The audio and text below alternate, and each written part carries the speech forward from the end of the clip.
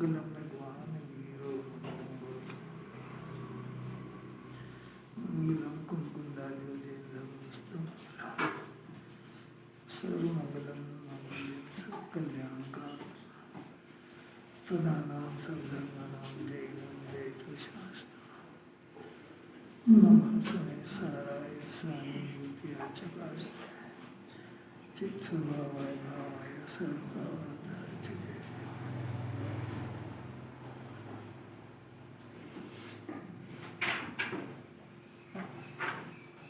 हाँ, भगवान की भक्ति के भाव का निषेध करके जो खांड अनादि के अशुभ राग में लगा रहता है वह तो मरकर दुर्गति में जाएगा, परम पूज्य हो जाएगा। ये क्या साथ दे रहे क्या?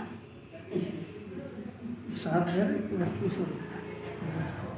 पहली बात ये बताओ कि भगवान की भक्ति के भाव का निषेध क्यों किया गया?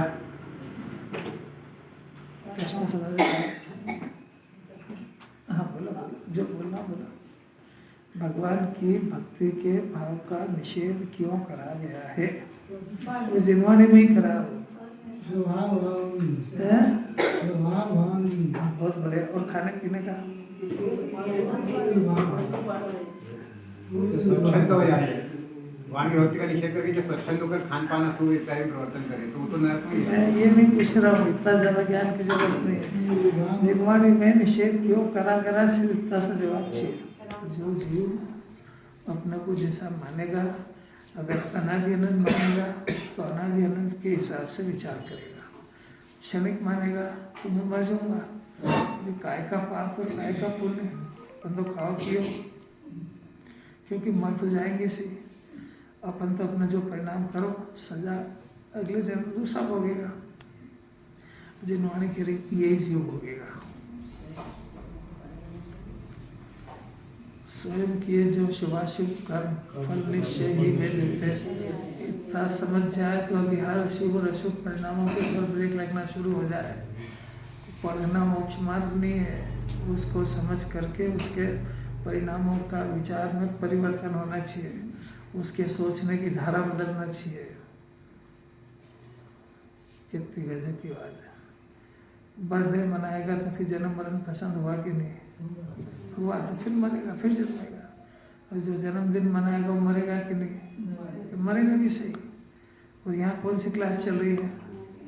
जन्म मरण के अभाव की। कैसी कैसी बातें चल रही है। बौद्धमती को नहीं समझा रहे। इस जीव को बौद्धमती जैसी मान्यता हो गई है। बौद्धमती मन वो भगवा वस्त्र वाला बौद्ध नहीं, जो ऐसा मानता है कि मैं क्षणिक हूँ, मैं मर जाऊंगा। तो जो बौद्ध मत है उसके अंदर तो सिर्फ एक समय की पर्याय जितना मानते हैं। तो वो कहते हैं कि भाई जिस पर्याय तो शब्द है ही नहीं हुआ, जिसने ये अपराध किया वो तो मर गया, अगले जन्म तो दूसरा जीव है, ऐसा वो मानते हैं। तो ये थोड़ा सा बड़ा रूप में मानता था। ये अपने को 50, 60, 100 साल जितना मानता है। माना तो क्षणिक ही ना, उसने एक समय का माना, इसने 70 साल का 100 साल का माना, पर माना तो क्षणिक ही ना, अनादि अनंत नहीं माना ना इसने। उसको समझा रहे। देखो इस जगत के अंदर कोई एक तो क्षणिक वाली बौद्धमती तो इस आत्म तत्व को क्षणिक कल्पित करता है, वास्तविक नहीं है, कल्पित करता है। फिर क्या करेगा कि अपने मन में कर्ता और भोक्ता का भेद करता है। क्या भेद करता है कि कर्ता तो अन्य है और भोक्ता अन्य है, ऐसा मानते हैं। हाँ तो अभी तो अपन खूब पाप कर लो, खूब कर्ज ले लो, भोगेगा, चुकाएंगे घर वाले। अगले अपन तो मर ही जाएंगे, इस जन्म तो मर जाएंगे। तो अभी जो पाप चल रहा है इसका फल यही जीव भोगेगा, ऐसा इसको श्रद्धा है। तो अभी ऐसा मानता है कि अभी ये जो पाप कर रहे हैं, किसने देखा कि कर्म बनते और कौन भोगता है? अभी साक्षात तो मजा आ रहा है। तो काहे कोई झगड़े में पड़ना अपने को? तो अपन तो बस खाएंगे पिएंगे मर जाएंगे, और क्या होता है अगले जन्म? ऐसा जो मानता है उसको बौद्धमती कह रहे हैं, उसको जैन दर्शनी कह रहा है कि जो करता वही भोगता है। वो एक ही भोग मानता है, दूसरा वो नहीं मानता है। हाँ, आप तो अपनी अपनी बात करो, आप ऐसा मानते हो क्या जैसा अभी कहा है? सुनते ही कहा, अभी जैसा कहा है अपनी मान्यता को मिलान करने के लिए कहा है। बौद्ध मती क्या मानते हैं उसका अध्ययन कराने के लिए नहीं कहा है। हाँ, ये ऐसा सोच रहा है कि अपन तो मर जाएंगे, तो मर जाएंगे तो ये पाप और पुण्य क्या क्या तो परिणाम होता है, क्या कर्म बनते हैं, कौन फल भोगता है, इतना दिमाग लगाने की क्या जरूरत है? अभी मजे में रहो बस मस्त। ऐसा मानता है वो बौद्धमती है। जिनवाणी कह रही है कि जीव अनादि अनंत है, तो जरा अपने ज्ञान में अनादि अनंत का विचार करो कि ये जीव देह छोड़ेगा तो मरेगा नहीं, देह छोड़ के अगले जन्म जाएगा, वो जाएगा फिर से इसको संयोग मिलेंगे, तो फिर से मिलेंगे, फिर जिनवाणी सुनने को मिलेगी कि नहीं, और कैसा संयोग मिलेगा, ये सोचने की जवाबदारी किसकी है? ईश्वर करता नहीं है, किसी के भरोसे रहने की जरूरत नहीं है। कैसी अपूर्व बात। अभी तो पानी छान के पीने में जोर आ रहा है, वो कुत्ता बन के गटर का पिएगा जब। गाय भैंस पानी छान के पीती है, और किसी के पास 3 इंच में नहीं जाएगा, ऐसा कोई सर्टिफिकेट होता बता दो। अरे भगवान नहीं बनेगा जब तक करेगा यही। अब पानी नहीं पीने के स्वभाव वाला अनछना गटर का पानी पिएगा, ये किसके साथ ही घटना घटेगी? किसी जीव के साथ घटेगी, किसी और के साथ, तो इसकी चिंता कौन करेगा? तो अभी बौद्ध मत का पहले स्वरूप बता के आचार्य उसका खंडन करेंगे कि ऐसा नहीं है, तू भ्रम है तेरे को। जैन दर्शन तो और गंभीर बात करता है, जब यही समझ में नहीं आएगी तो और गंभीर कैसे समझ में आएगी? और गंभीर भी लेंगे, आप समझो कि मत समझो। जिनवाणी का तो काम है पूरा बताना, आप जितना पकड़ सको आपकी कैपेसिटी है। वास्तव में तो ऐसा होता है कि ऐसा मानना है मोह का, अज्ञान का कोई अद्भुत चमत्कार है। अब ये मोह अज्ञान, अनादि का अज्ञान मोह चैतन्य चमत्कार से टूटेगा।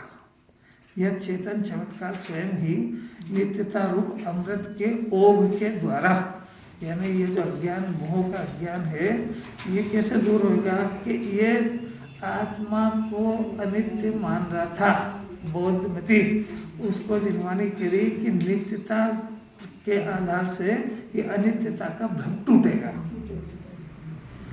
अनित्य मानने वाले को नित्य का उपदेश दे रहे हैं, और नित्य मानने वाले को अनित्य का दिया था कि वो आत्मा तो अकर्ता ही है, तो उसको कहा था ठहर जा जरा, अकर्ता नहीं है, तेरे परिणामों का कर्ता भी है। तो उसके अंदर 2 चीज़ें हैं, एक द्रव्य है, एक पर्याय है।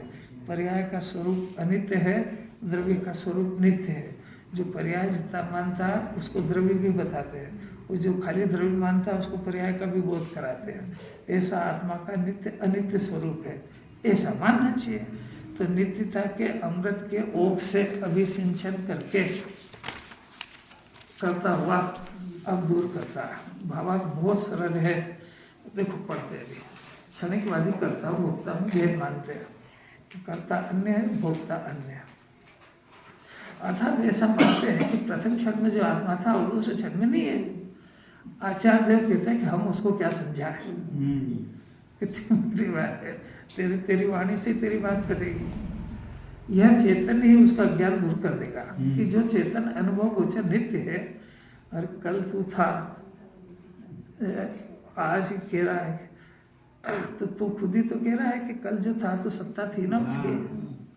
प्रथम क्षण में जो आत्मा था, द्वितीय क्षण में कहता है कि जो पहले था वही हूँ। इस प्रकार स्मरण पूर्वक प्रत्यभिज्ञ ज्ञान आत्मा की नित्यता को बतलाता है।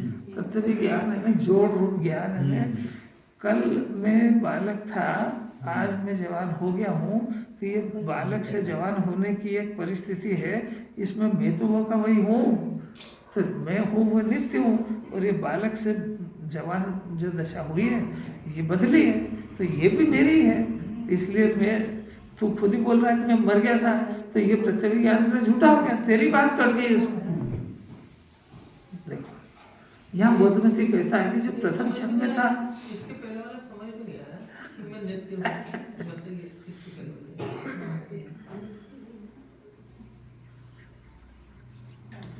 सैनिक राजा ने अज्ञान दशा में यशोधर मुनिराज के ऊपर सर्प डाला। उस समय वो सुखी थे कि दुखी? सैनिक राजा की बात चल रही, मुनिराज की नहीं चल रही। दुखी थे, है ना, जब सर्प डाला। अब जो सर्प डाला वो पर्याय तो बदल गई और वो गए नरक में। तो सैनिक राजा दुख भोग रहा है कि नार की दुख भोग रहा है? सैनिक राजा वाली पर्याय तो यही रह गई। अब तो नार की में ट्रांसफर हो गई। तो नार की दुख भोग रहा है कि वो पहले वाला सैनिक राजा भोग रहा है? सोचो सोचो जरा। अभी तो एक पॉइंट पूछा है, दोनों एक ही जीव है ना।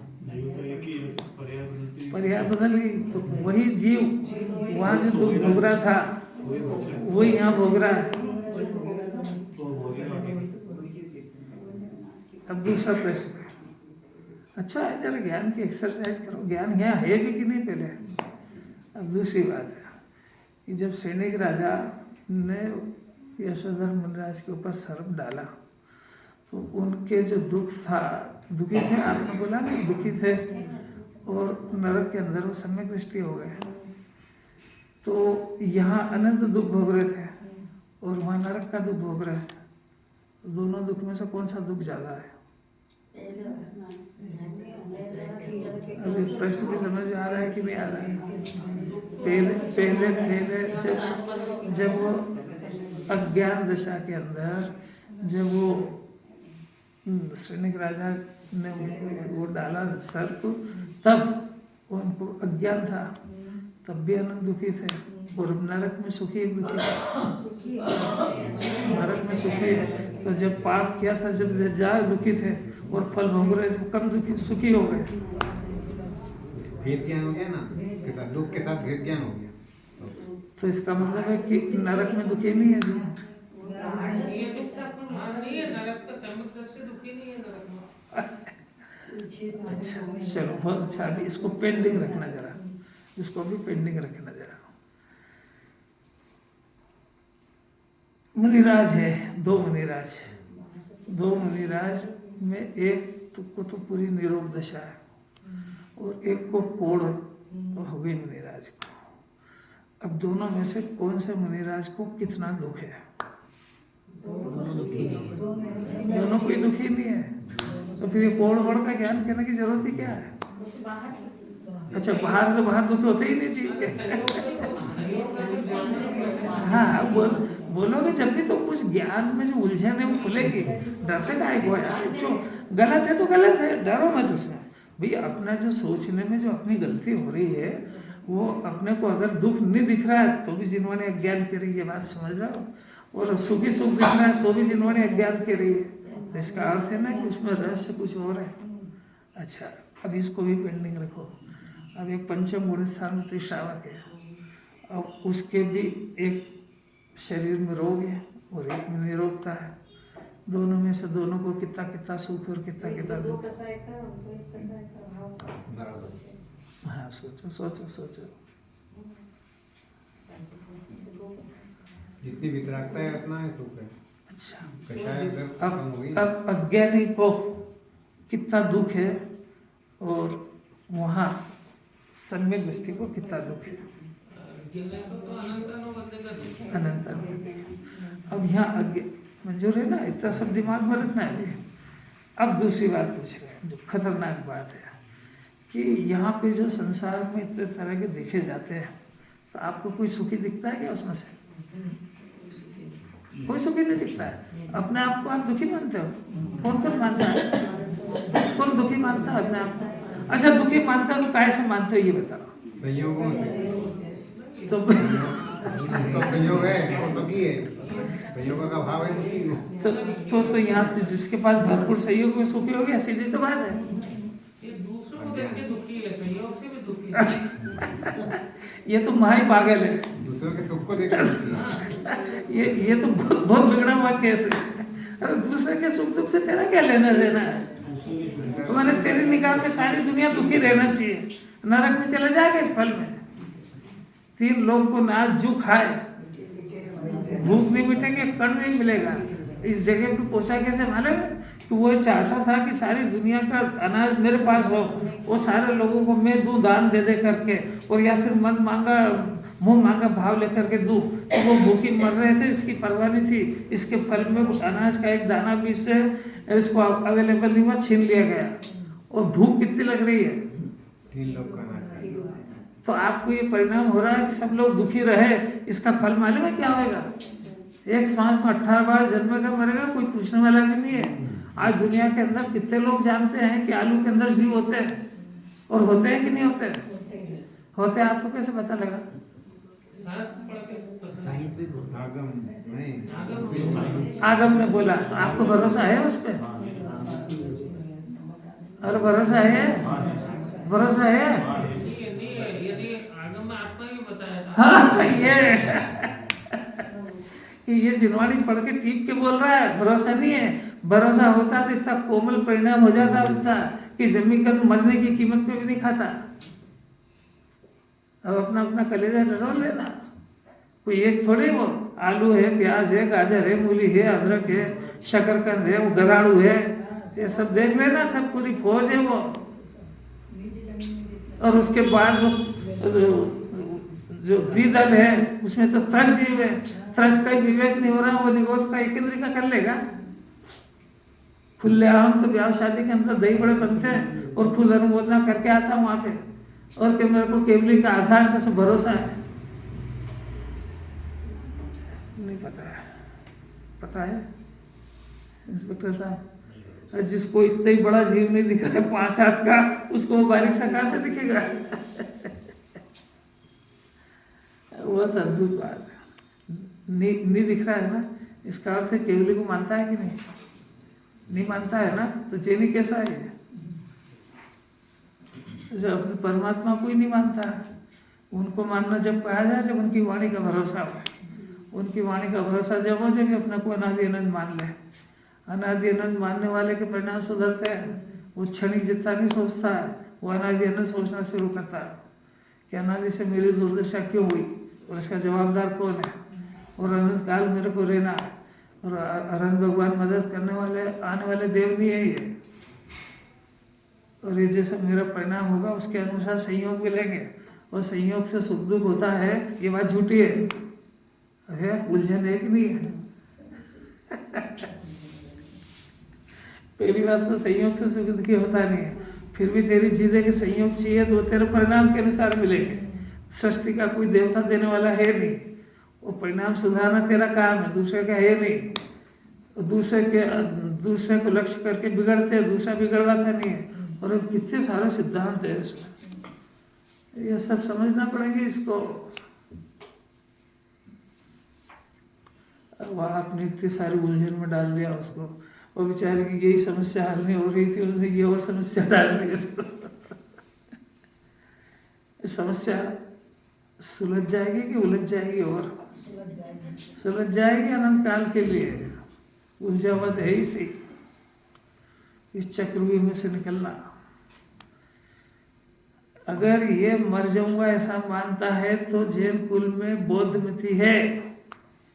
अभी मौका है अपनी मान्यता को सुधार करके अरहंत भगवान के मत में प्रवेश करने का भी, और अरहंत भगवान के मत के अनुसार अपनी बुद्धि को व्यवस्थित करने का भी अभी चांस है। उसके बाद नहीं रहेगा। अभी फिर से अपने प्रश्न पे आ जाओ कि श्रेणिक राजा जिसको सुखी दिख रहा है, तो बताओ वो सुखी काय से? बाहर नाल की कृत दुख भोग रहा है, और आप वो सब जिनवाने की बातें हैं। आपको कैसे भरोसा आ रहा है कि वो सुखी है? आत्मा के बल से सुखी है। गजब हो गया। तो आप यहाँ काय से दुखी हो? परत के सहयोग से अपने आत्मा को आत्मा नहीं माना। ये बात है। तो जब आत्मा को आत्मा नहीं माना तो आप अब सुखी होने के लिए क्या प्रयत्न कर रहे हो? किसी पे कब्जा कर- सहयोग इकट्ठा कर रहा है।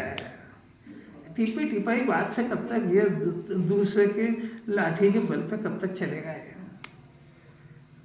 कलेजा अपना ये कहता है कि अनुकूलता नहीं है इसलिए दुखी हूँ। जिन वाणी जब पूछती है तो बोलते आत्मा नहीं जानने से दुखी हूँ। प्रयत्न संयोग के इकट्ठा करने के करता है, बातें आत्मा की करता है। ये ऐसा जीव कब तक चलेगा ये संसार? अब देखो थोड़ा वस्तु स्वरूप समझो कि श्रेणी के राजा, चमत्कारिक बात है। जिस समय उन्होंने यशोधर मुनिराज के गले में सर्प डाला था, उस समय वो मिथ्या दर्शन और अनंतानुबंधी कषाय के कारण अनंत दुखी थे। जिस समय सर्प डाला और जिस समय उसका फल भोगने का अवसर आया, उस समय एक कषाय के अभाव के सुखी है। गजब हो गया है। कभी सुना, विचार भी करा कभी। इसका अर्थ है कि जीव का संयोगों से सुख दुख का कोई संबंध नहीं है। इसके सुख दुख का संबंध मिथ्या दर्शन और कषाय की एकता से है। ऐसा कैसा ही पंचम गुण स्थान में जो सुखी और दुखी दो धारा चलती है। एकांत सुख है वो भी अज्ञान है, एकांत दुखी है वो भी अज्ञान है। और संयोग से देखना वो तो महाअज्ञान है। दूसरे को तो ये कषाय और सम्यक दर्शन से देख लेता, अपने को कैसे सुखी दुखी देखता है। आज तक समझ भी नहीं आया। समझने का प्रयत्न कब करा? जब समझने का मौका आया तो उदासीन भाव से सुनता है इसको। क्या कितनी अलौकिक बात है। प्रश्न पत्र के अंदर एक कंपलसरी आते हैं और एक बाकी जनरल आते हैं। तो ये जो सब्जेक्ट है ये कंपलसरी में है कि ऑप्शनल? ये जिस दिन जीव का कंपलसरी बन जाएगा उस दिन इसके दिन फिर जाएंगे। उसके दिन उसके अंदर से आवाज आएगी, इस मुर्दे को रोटी देने का जरूरत क्या है, इसने अपने को चेतन की बात नहीं सुनने दी। तो नहीं आई समझ में। कुछ संगी पंचेंद्री है, कुछ ज्ञान में कोई बात टकरा रही है कि नहीं टकरा रही है? नहीं आई समझ में। जगत के अंदर कितना देखो, तांगे वाला है, बैलगाड़ी वाला है, बैल हो या घोड़ा हो, उसको चारा जब खिलाता है जब वो कमा के देता है, तो किस बात का चारा उसको। ऐसा ये शरीर अब संयोग में है तो इसके आधार से आत्म साधना करना है और इसको इतना खिलाया पिलाया और आत्म साधना करने का टाइम आप जो फिर 5 इंद्रिय विषय चला गया और या फिर मजा आ रहा है वहाँ पे, तो इसको किस बात का रोटी खिला रहा है, सब किस बात का, अपना काम तो हो ही नहीं रहा है। कुछ समझ भी नहीं आती क्या कि साहब कुछ धर्म के आत्मा की तो सुना, ये और काय की है। ये ज्ञान में सोचने विचारने की क्षमता नष्ट होने लगी है, इसलिए उसको समझा रहे हैं, अभी मौका है। अब वहां से देखो वस्तु स्वरूप कि जो पंचम गुण स्थान वाले हैं उनके 2 कषाय का अभाव है, वो 2 कषाय के अभाव से उतनी वीतराग परिणति का सुख है। आत्मा सुख की खान है, वो 2 कषाय के सद्भाव जितना दुख भी है। अगर दुख मंजूर नहीं हो तो मोक्ष मार्ग में आगे जाने का प्रयत्न क्यों करेंगे, और वह सुख नहीं पड़ा हो तो मोक्ष मार्ग में प्रविष्ट कैसे हुए। वो सुख की खान नहीं हो तो 2 कषाय का अभाव किसके आधार से हुआ।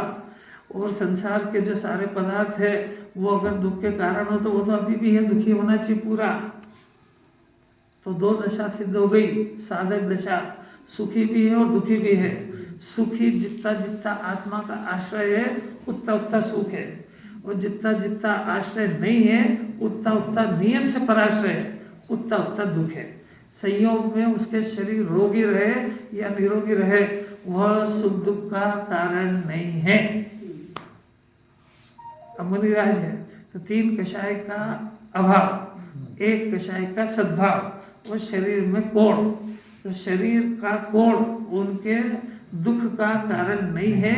संज्वलन कषाय है वो दुख का कारण है। उनकी तो बात बहुत जल्दी समझ आ जाती, अपनी पोजीशन क्या है, अपने को दुख संयोग का है कि कषाय के सद्भाव का है कि स्वभाव को नहीं जानने का है? कुछ फैसला तो करो। सभी का दुख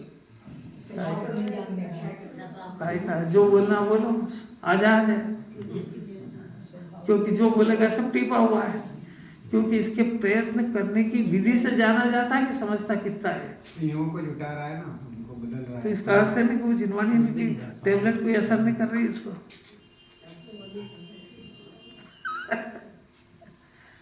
टीपे हुए ज्ञान से कब तक काम चलेगा इसका?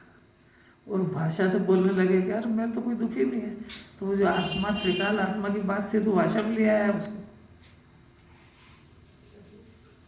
दुख नहीं हो उसको अरंसित कहते हैं। अभी दुख भी समझ में नहीं आ रहा है, दुख का कारण भी समझ में नहीं आ रहा है। दुख का कारण अज्ञान और कषाय है। आकुलित भयो अज्ञान धार, आकुलता जो है वो अज्ञान के कारण है। अज्ञान क्या है कि अपने शुद्ध आत्मा को नहीं जान रहा है, तो सारे दुख की जड़ अपने आत्मा को नहीं जानना है। इतना सुनने के बाद भी सुखी होने के नाम पे संयोग इकट्ठा करने की धुन में रहता है। तो क्या जिनवाणी सुन रहा है वो सत्य है कि ये जो कर रहा है वो सही है?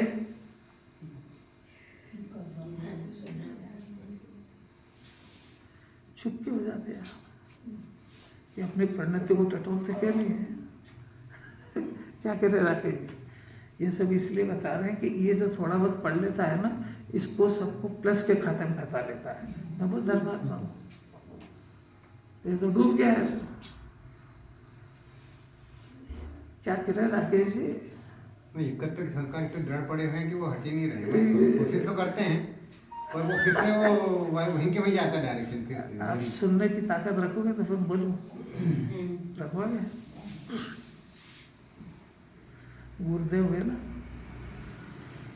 तो महापुरुष है, तो तीर्थंकर का योग जिनके उसमें हो उनकी क्या कहना है। तो इनको श्वेतांबर मत में पैदा हुए। उस श्वेतांबर में तो जीव तो कहीं भी छत्री में पैदा हुए 24 तीर्थंकर, तो कहीं होना वो कोई दोष थोड़े है, तो हो गया, कोई बात नहीं थी। पर महापुरुष थे। अब इनके अंदर जो ज्ञान की खिलावट थी, सम्यक दर्शन अलग बात है, वो था, वो बहुत कईयों में होता है। तो जो ज्ञान की जो खिलावट थी वो भी कोई विशेष क्वालिटी की थी, जो इतना सूक्ष्म उन्होंने आत्मा के रहस्यों को खोला है। इतना सूक्ष्म खोलना सम्यक दर्शन के बाद भी संभव नहीं है, जो क्वालिटी उनके पास थी। अब सुनना आगे और बात। तो अब जगत के जो जीव हैं सुनने वाले, वो सब कुछ तो उनके जो एक ही घोषणा हो गई कि वो 4-5 भव बाद मोक्ष जाएंगे, वो तीर्थंकर के जीव हैं, कुछ ज्ञान बहुत बड़ा है और श्वेतांबर मत परिवर्तित करके आए, बहुत विद्वान है, लर्नेट है, युग प्रवर्तक है।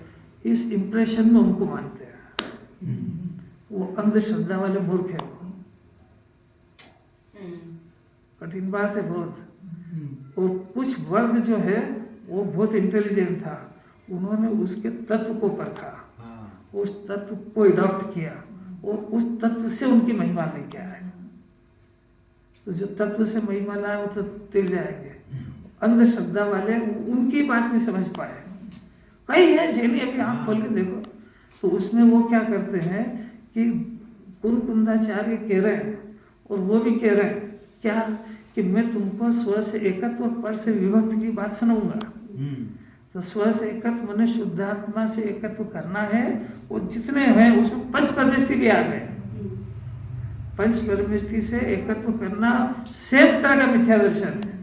जैसा शरीर को अपना मानना, घर को अपना मानना, परिवार को अपना मानना, धन को अपना मानना, अपने मानने का अर्थ इनसे लाभ मानना। समझ में आ रही बात? कहना मत किसी से हो, लाभ मानना ये अपना मानना है, ये लाभ मानना ये उनसे एकत्व मानना है। तो वो कुंदाचार्य सिखा रहे हैं और गुरुदेव ने पूरी जिंदगी यही सिखाया कि स्व से एकत्व करना, पर से विभक्त करना। तो उन्होंने पंच परमेष्टि से भी एकत्व तोड़ाया। अब अंधश्रद्धा वाले उनसे एकत्व करने लगे। कह रहे हो तो आप तीर्थंकर के जीव है, अरे वो जीव है पर वो खुद ही तो कह रहे हैं कि हमसे एकत्व मत करो। हम शुद्ध आत्मा को जानो और उससे एकत्र करो, तुम भी तिर हम भी तिर जाए। अब आपको समझ आ रही कोई बात? इसके एक एक शब्द अमृत है। ये जरा सा इधर से उधर समझ जाएगा, ग्रहित मिथ्या हो जाएगा। अन्य जीव से अपने को भला मानना ग्रहित मिथ्या दर्शन है। ये वो अग्रहित तोड़वा रहे हैं। आत्मा से एकत्र, पर से विभक्त, तो पर में कोई आए कि नहीं आए? आत्मा के अलावा बाकी सब पर हैं। वो सब कहना ही आसान है, पर मुंह खोल के बोलो। अरे अनंत पुरुषार्थ है, कौन समझे रहस्य? अरे उनको तो मानता है वो जिसने उनके ज्ञान से अपने ज्ञान को टेली किया और उन्होंने वो रहस्य खोला जो हिंदुस्तान में कोई साधारण तो क्या विद्वान नहीं खोल पाए। इसलिए वो अपने लिए आदर्श है। वो जो झाड़ पे से एक पत्ता गिरा नीचे, तो कौन सा विद्वान था, नाम भूल गया उसका। वो था ना पत्ता नीचे ही क्यों गिरा है, यहीं क्यों नहीं ठहरा, या ऊपर क्यों नहीं गया, न्यूटन जो भी था। तो ये उसने खोज करी तो सारी दुनिया वो मानने लगी। ये गुरुदेव हुए तो इन्होंने आत्मिक ज्ञान से देखा कि वो उस समय के परमाणु की योग्यता है, एक एक परमाणु की वो क्रमबद्ध परिणमन कर रहा है। और वो अपना आया है तो एक परमाणु अपने अनंत गुणों के कारण अपनी योग्यता से नीचे आया। कोई पृथ्वी के अंदर वो आकर्षण शक्ति थी इसलिए नहीं आया। ये खोज उस महापुरुष की है कि इस विश्व के अंदर एक एक परमाणु अपनी योग्यता से, अपनी क्रियावती शक्ति से सफर कर रहा है, उसको दूसरे परमाणु की जरूरत नहीं है। ये खोज जैन दर्शन की बहुत अद्भुत खोज है। ये अतीन्द्रिय ज्ञान के बगैर समझ में नहीं आती है, कुछ भी नहीं आ रहा समझ। तो ज्ञान खोलो, अंधश्रद्धा मत रखो। जो वो कह रहे हैं उससे विपरीत मानना चलना उन्हीं का उल्लंघन है। गुरुदेव को भी पंच परमेश्वरी जैसा माना तो पूजा चालू हो जाएगी। अब वो छोड़ दो प्रकरण, वो प्रकरण नहीं है। आप तो अपने आप को जो है उनके प्रति श्रद्धा की आधार से रखते हो, इतनी बात है।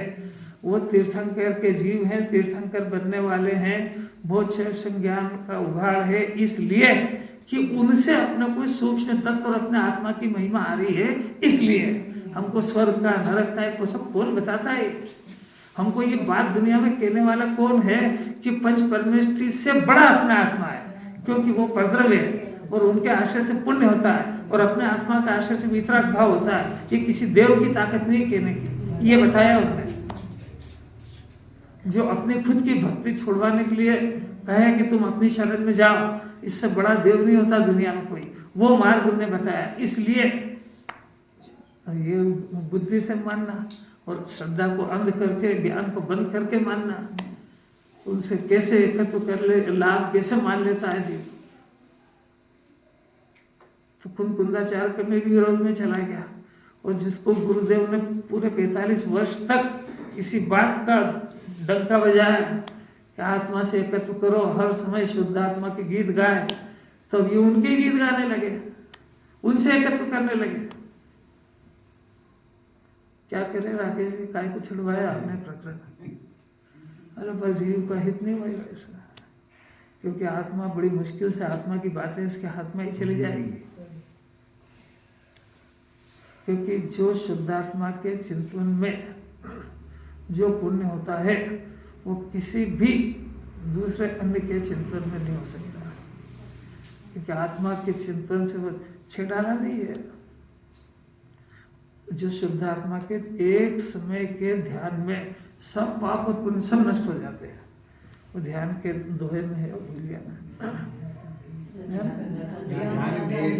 नहीं वो नहीं हो जाता, नहीं वो नहीं हो, वो तो निर्विकल्प होने की बात है। ये सम्यक ज्ञान में जो है वो एक पूरी जिंदगी पुण्य पाप करे, उसमें उतने कर्मों का नष्ट नहीं होगा।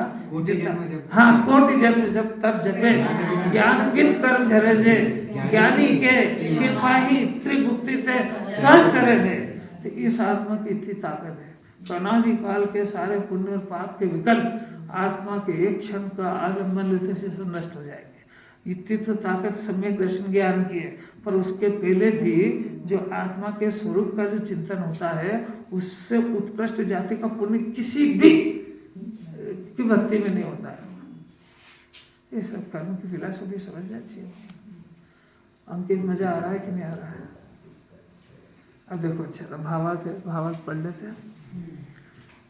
क्षणिकवादी कर्ता भोक्ता भेद मानते हैं, इसलिए वे सब मानते हैं कि जो क्षण में आत्मा था दूसरे क्षण में नहीं है। आचार्य देव कहते हैं कि हम क्या समझाएं उसको, वो चेतन ही उसका ज्ञान दूर कर देगा कि जो अनुभव गोचर नित्य है और जो कल था, अगर ऐसा नहीं हो तो आज डॉक्टर दवा देगा तो कल वो पूछेगा तो तू मर ही जाएगा, तो दवा कौन बताएगा कि मेरे को फायदा हुआ कि नहीं हुआ।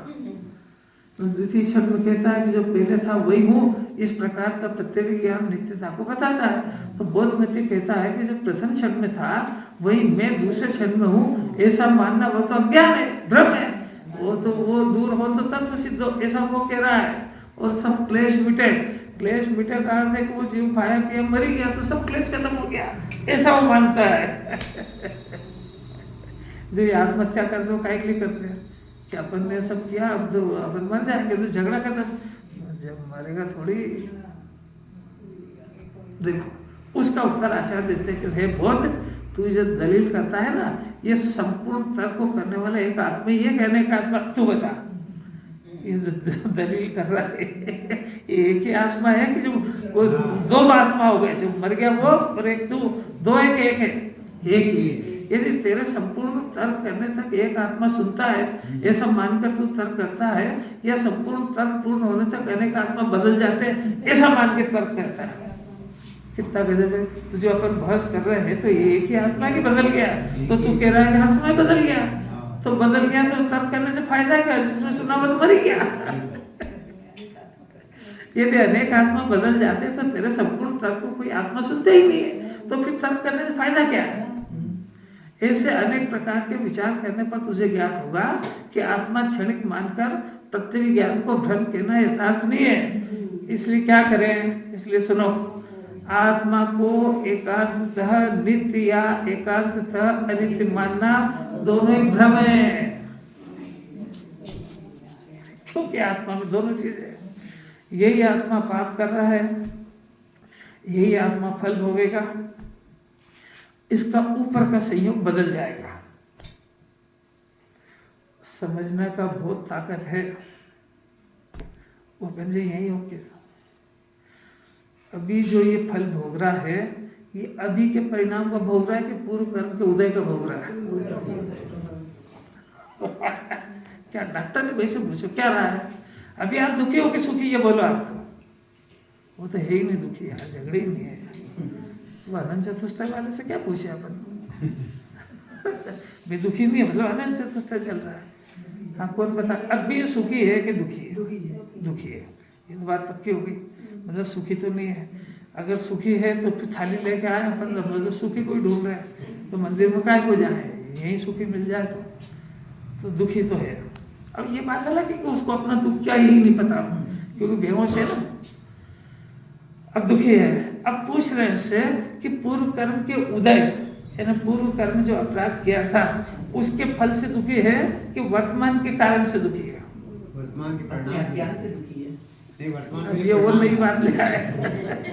वर्तमान के परिणाम किया देखो इसके विज्ञान के क्योंकि वो भोंदू जैसा पढ़ लेता, जो पढ़ा वो बुद्धि तो वहाँ पढ़ता नहीं है। अरे वर्तमान के ये जो परिणाम है इसकी वजह से दुखी है कि पूर्व कर्म के उदय से दुखी है? वर्तमान परिणाम से कर्म का निमित्त मात्र है। आपने राग किया, जिस समय क्रोध किया उसी समय दुखी हुआ। देखो बुद्धि लगाना चाहिए। जैन दर्शन का लॉ है बहुत बड़ा कि वो जो बताई थी ना वो तो संयोग की बात बताई थी। जैन दर्शन में गीता है कि जीव जिस समय द्रव्य तो त्रिकाल है, अभी जो पर्याय उत्पन्न होती है ना तो ये उधारी का खाता नहीं है। जिस समय इस पर्याय ने क्लेश किया उसी समय दुख भोगा, क्योंकि अगले समय तो अगली पर्याय है। तो जिस पर्याय ने अपराध किया था वही दुख भोगती है। जैसे इसने अभी पूजा करी तो पूजा करी और कर्म बंधे, ये तो लंबी कहानी है। ये कर्म बंधेंगे, फिर उदय आएंगे, फिर संयोग मिलेगा ये अलग है। यहाँ तो जिस समय इसने पूजा करी तो उसी समय में जो तीव्र कषाय में घर पे जल रहा था उसमें मंद कषाय का सुख अभी भोग लिया। तो ये फल हाथों हाथ मिलता है, जिस पर्याय ने करा था उसी ने भोगा है, अगली पर्याय तक जाने चिंता है ही नहीं तो फिर आप ही की कथा वो बात छूट गई कि वो जब वो श्रेणिक राजा यहाँ था सुखी तो वहाँ है, तो वहाँ एक कषाय के अभाव से तो वहाँ हुआ ना सुखी, यहाँ अनंत अनुबंधी का दुख भोग रहा था, तो संयोग से क्या लेना देना उसका। और पूर्व के उदय से क्या है, पूर्व का उदय तो नरक में है। वो बात समझ में आ रही है क्या? अब दूसरा गंभीर प्रश्न, बस इसके बाद बंद कर रहा हूँ। बहुत ये पूछना है कि जो भी दुख भोग रहा है वो हर जीव वर्तमान पर्याय में भोग रहा है। वर्तमान पर्याय में वर्तमान के अपराध से, वर्तमान के अपराध से, वर्तमान की कषाय से, वर्तमान के मिथ्या दर्शन से और वर्तमान की मूर्खता से दुख भोग रहा है। पूर्व का कोई लेना देना नहीं इससे, क्योंकि एक समय की पर्याय है, वो किसी भी समय बदल सकती है, नहीं तो मोक्ष मार्ग खुलेगा ही नहीं कभी। एक बात। अब दूसरी एक बहुत बढ़िया बात है कि इस जीव को इस संसार के अंदर ज्ञान नेत्र खोल करके देखो तो कोई जीव सुखी दिखता है, कोई दुखी दिखता है ना? दिखता है कैसा दिखता है कि मैं जबरदस्ती में हाँ करा रहा हूँ, दिखता है ना? उसका कारण क्या है वो भी जिन्हें भगवान के अलावा कोई बता नहीं सकता है। कारण क्या है कि हर जीव मिथ्या दर्शन और अज्ञान से अनंत दुखी है। फिर आपको आधा सुखी आधा दुखी कैसे दिखा? प्रश्न समझ में नहीं आया? आपने अभी स्वीकार किया, जिनवाणी तो कर ही रही है कि हर जीव मिथ्या दर्शन से और कषाय से, यानी अनंतानुबंधी कषाय से अनंत दुखी है। फिर यहाँ संसार में सुखी कैसे दिखता है? उसका जवाब दे देता हूँ मैं, विचार करना दिन भर कि ये जो इसको वर्तमान में सुख दिखता है, इसको भी भ्रम है और भोग रहा उसको भी भ्रम है, क्योंकि दो ही मिथ्या दर्शन और कषाय के सद्भाव में अनंत दुखी होते हैं।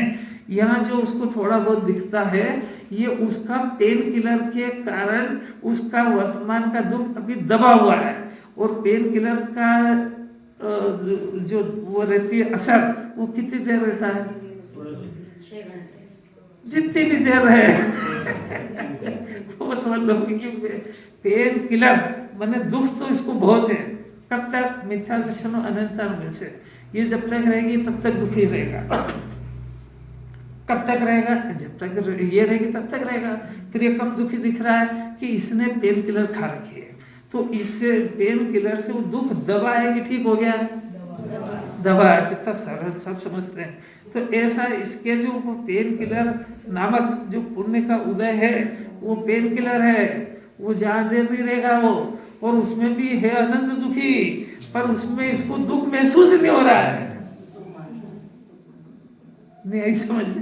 पेन किलर में दुखी है वो, पर उसको महसूस नहीं हो रहा है क्योंकि वो शून्य हो गया ज्ञान। ऐसा इसको हर जीव को, 3 लोक में हर जीव को वो पेन किलर खा रखे इसने, इसलिए थोड़ी बहुत अनुकूलता दिखती है, तो उसमें बेहोश है, स्वस्थ नहीं है। स्वस्थ तो मिथ्या दर्शन और कषाय जाने पर ही होएगा।